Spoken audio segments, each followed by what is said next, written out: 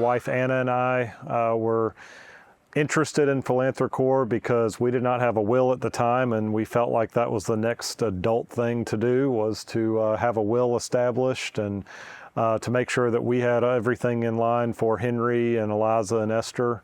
Well, we had done a will so long ago that our children were still going to her sister, and our kids are 50 years old.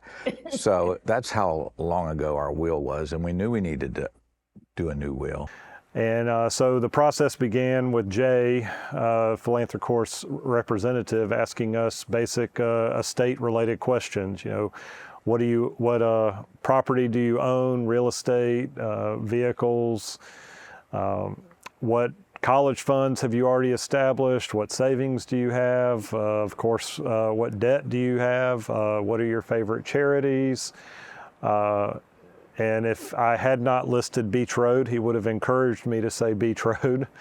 And so once we had a estate summary established with him, he was able to critique and add in what he would consider to be our next steps. It was very important to us what happened with our money in regards to church.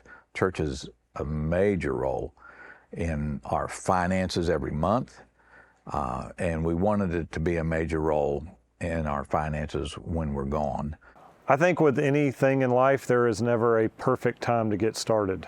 If you want to get started with something, you should get started with it today. And even though if it seems messy to you, if you don't have everything in line, you should get started. And having a will in place protects your family and the legacy that you may have already started building and the legacy that you want to leave to your kids. Make sure that all of that is in place, because as the Bible tells us, we're not promised tomorrow. And we don't want other people deciding what to do with our assets, and particularly when it comes to making sure that our children get what we feel like they deserve. And they explained to us the difference between a will and a trust, and you know, we could do either option, but we also set up a living will, our power of attorneys for medical and financial power of attorney. So they stepped us through all those. One thing that I think people think of a will as a life event has triggered, oh, I need to get a will in place. Well, like I said earlier, you're not promised tomorrow. So, and having been an executor, if a will is not clean, it is a big headache. And so PhilanthroCorp did a very good job leading us through not only the estate assessment, but then asking us the tough questions about us having a healthcare power of attorney and who has authorization to make those tough healthcare decisions, from life support to certain surgeries while you may be incapacitated, and then helping us think of the person that we might have as our healthcare power of attorney. I thought it was very peaceful for me, because now I know that I have everything in order. Yeah. We kept talking. Every time we'd have a surgery, they'd say, "Do you have a medical power of attorney?" And we'd say, "Well, no, but we need to get one." So it really gives me peace of mind now. If something were to happen to either one of us, the other one knows our wishes and has the paperwork to do what is necessary. So the entire process was brought together in a cohesive package. And then they gave us the entire hard copy package in a nice binder, ready to be put in a safe. And of course, they stressed the importance to notify the people that you have named executor, or that you have given permission to take custody of your children should something happen to both of us. And so they said, don't forget that part.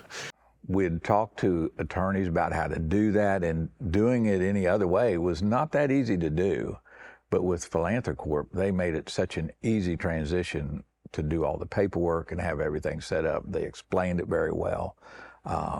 And it was just a good thing for us to be able to do that.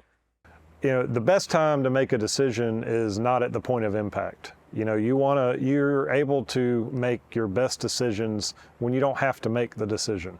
You know, you can make them with plenty of wisdom, plenty of counsel, and you're able to lay out the best plan that you can along with the Lord's wisdom and blessing and say, Lord, how can I leave what you have blessed me with how you intended it? How can I make it work the most for you when my time here on earth is complete?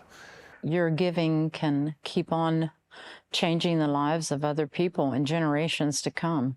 It's not going to always be Beach Road as we know it or as we're currently experiencing it, but if you've got that forward thinking of this is way bigger than me, it's about the ongoing kingdom of God and the ongoing work that he has in store for Beach Road. And this is a prime example of saying, God, if this is what you want us to do, let's do it. Beach Road plays an important part in our life, and we want to make sure that Beach Road has an established place in our legacy. We don't know what our future holds, but we know that one day we are going to die unless the Lord comes first. And there will be money to be had, and we want to make sure that the church gets what we want the church to get. And legally, these documents make sure that that's going to happen.